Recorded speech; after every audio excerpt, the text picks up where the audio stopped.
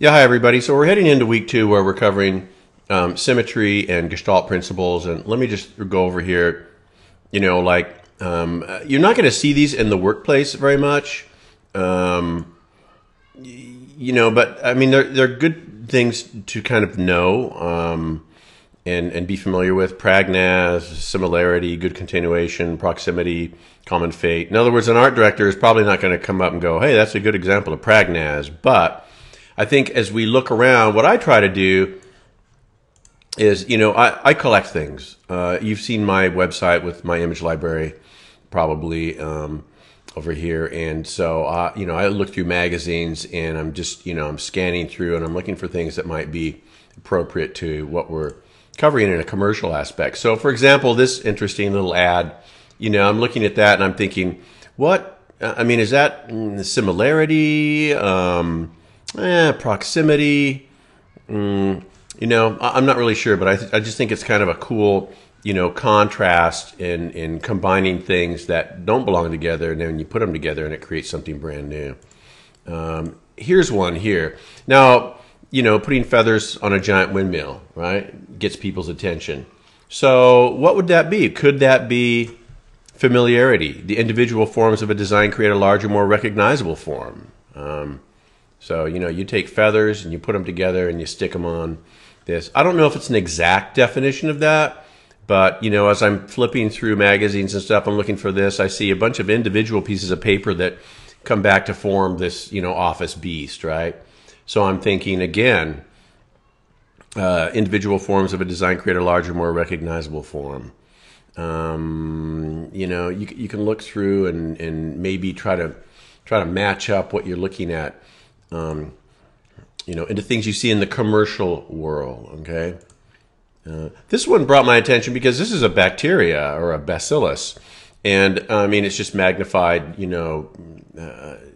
I don't know how many hundreds of times. But I thought this was a good example of symmetry in nature. Here we're zooming in on something that's microscopic.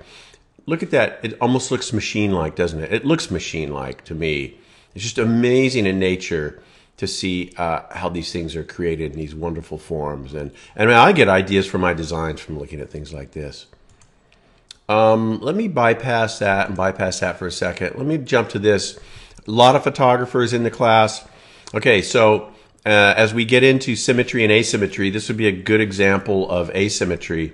And as we get into week 4, where we're defining depth, here you can see this very close-up, looking in through my kitchen window, huge close-up of my cat's face, looking way, way back and seeing my daughter. Now, this, when we get into depth and volume, big, large-scale, cropped elements right in your face, looking back to very, very, very, very tiny, elements. As we get into week 3, let me find you an example. In week 3, assignment 2, we're going to get into these using basic forms to create these ideas like near and far, many and few. Take a look at this near and far, okay? And then take a look at this photograph. You will hear me critiquing your work and saying, because we will see like some, medium-sized shapes and then some kind of like slightly smaller shapes, and you'll hear me constantly saying bigger. Over the top, off the edge, push it. Huge cat face, tiny, tiny person. Okay? So I think as photographers, you can wrap your head around that when you're working with these geometric forms. Think of things, photographs that you've seen that might be incorporating those ideas. Finally, play around, mess around. I created this using the line tool. Right? I created this. I was actually poking around. I was looking through these custom shape tools, which I, discourage the clip art, no paw prints, right?